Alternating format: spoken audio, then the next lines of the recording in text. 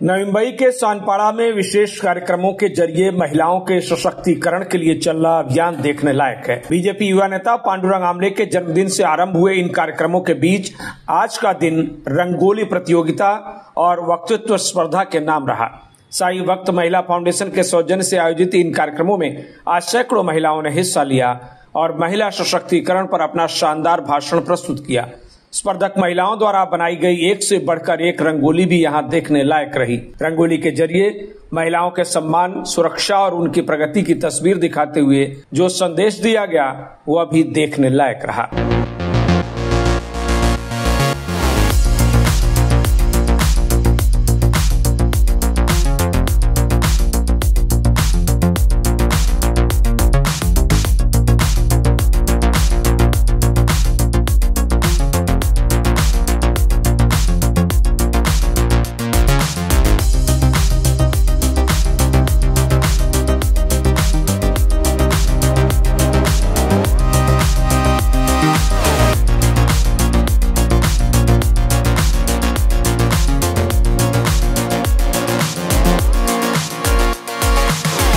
युवा समाजसेवी पांडुरंग आमले ने कहा कि सानपाड़ा क्षेत्र की महिलाएं एकजुट हों, उनके कला गुणों को प्रोत्साहन मिले, उन्हें आगे बढ़ने में मदद मिले। इसके लिए ही महिला दिवस के उपलक्ष्य में पूरे सप्ताह विविध कार्यक्रम आयोजित किए गए हैं। पांडुरंग आमले ने कहा कि 3 दिनों में यहाँ गायन, पाककला और होम मिनिस्टर स्पर्धाओं में महिलाओं की शानदार सहभागिता देखने को मिली।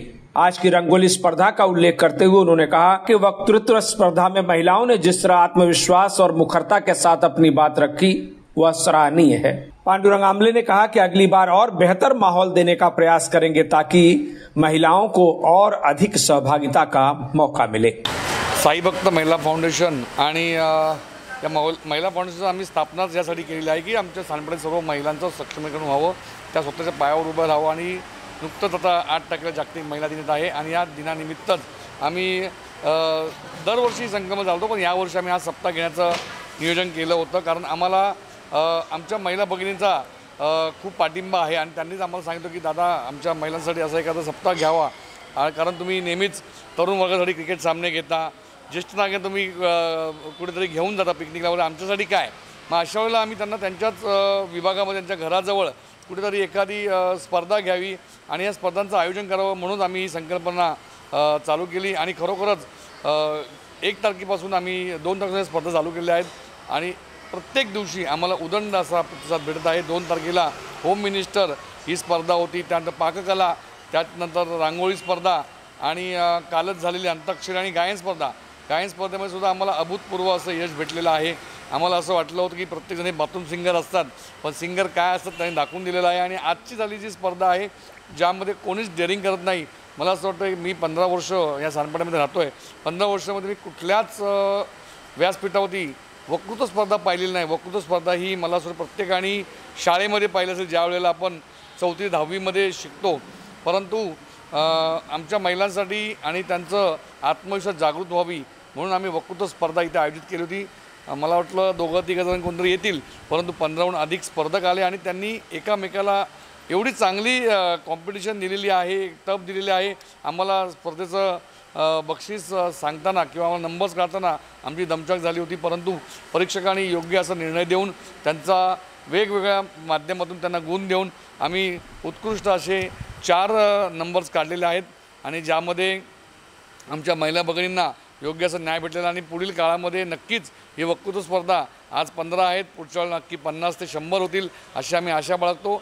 त्याचप्रमाणे पुढील 5 दिवस आमच्या इथे अशाच प्रकारचे कार्यक्रम आहे आणि याचा उद्देश एकच आहे, आमच्या महिला भगिनींचं सक्षमीकरण, यांचं एकत्रीकरण व्हावं आणि आमच्या पाठीमागे असलेल्या महिला शक्तीची ताकद अजून वाढावी। ज्याप्रमाणे मित्र वनव्यामध्ये गारव्यासारखा असावा त्याप्रमाणे माझ्या महिला भगिनी माझ्या पाठीमागे अशाच असाव्या आणि माझं दुःख अडवायला त्या उंबऱ्याप्रमाणे माझ्या पुढे असाव्या आणि खरोखर या महिला म्हणजे ताकदीमुळेच मी आत्तापर्यंत पोहोचलो आहे। पुढील काळामध्येच त्यांच्यासाठी मी अजून पुढे गेलो, त्यांना मी कधीच विसरणार नाही आणि त्यांच्यासाठी नेहमीच मी कार्यतत्पर असेल अशी मी सगळ्यांना आश्वासन देतो। आज इथे आम्ही वक्तृत्व स्पर्धा आयोजित केल्याबद्दल सर्व महिलांनी खूप छान असा प्रतिसाद दिल्याबद्दल मी त्यांची मनापासून खूप आभारी आहे। वहीं स्पर्धा में शामिल महिलाओं ने कहा कि युवा समाजसेवी पांडुरंग आमले इकलौते समाज सेवक हैं जो महिलाओं को आगे बढ़ाने के लिए सही मायने में प्रयत्न कर रहे हैं। विविध उपक्रमों के जरिए महिलाओं को खुला मंच दे रहे हैं। महिलाएं घर से बाहर निकलकर यहां अपना हुनर दिखा रही हैं, जिससे उनका आत्मविश्वास बढ़ रहा है। प्रतिभागी महिलाओं ने इसके लिए युवा नेता पांडुरंग आमले का आभार जताते हुए और क्या कुछ कहा, सुन लीजिए। आम्ही पांडुरंग दादा आमलेंना खूप वर्षापासून ओळखतोय आणि खरंच त्यांची कामगिरी खूप चांगली आहे। खूप छान प्रकारे त्यांची सगळी अरेंजमेंट असते आणि आजचा प्रोग्रामही खूपच चांगला। आतापर्यंत गेली 8 दिवस आम्ही बघतोय।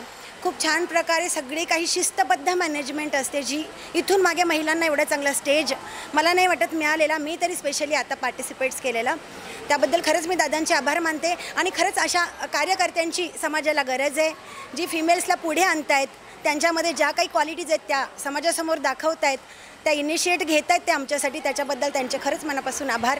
आणि खरंच खूप छान प्रोग्राम झाला आज। मला खरंच खूप छान वाटतंय, कारण मराठीमध्ये वक्तृत्व स्पर्धा ही माझी पहिली वेळ आहे।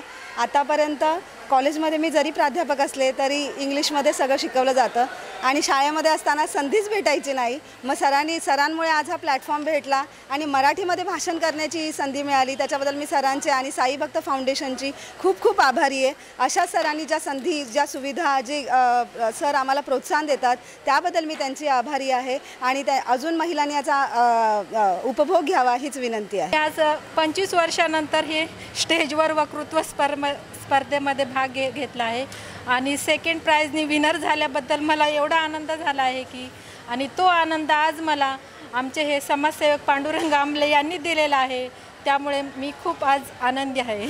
साई भक्त फाउंडेशन यांनी आयोजित केलेल्या वक्तृत्व स्पर्धेत माझा तृतीय क्रमांक आलेला आहे। आज हे सांगण्यास मला आनंद होतोय की आजकाल बाहेरच्या ठिकाणी जास्तीत जास्त इंग्लिशमध्ये भाषण करण्याची संधी जास्त मिळते, पण आज श्री पांडुरंग आमले यांच्यामुळे वक्तृत्व स्पर्धेमध्ये आणि तेही मराठीमध्ये भाषण करण्याची संधी जी आम्हाला मिळाली आहे, त्याचा आम्हाला खरंच खूप मोठा अभिमान वाटतो। कारण आज स्त्री मुक्ती, स्त्री जागर ह्या सगळ्याचं बोलतोय, पण ते मराठीतमधूनच चांगलं यायला पाहिजे, मराठीचे शब्द यायला पाहिजे, त्याच्यासाठी प्रयत्न काही केले आहेत।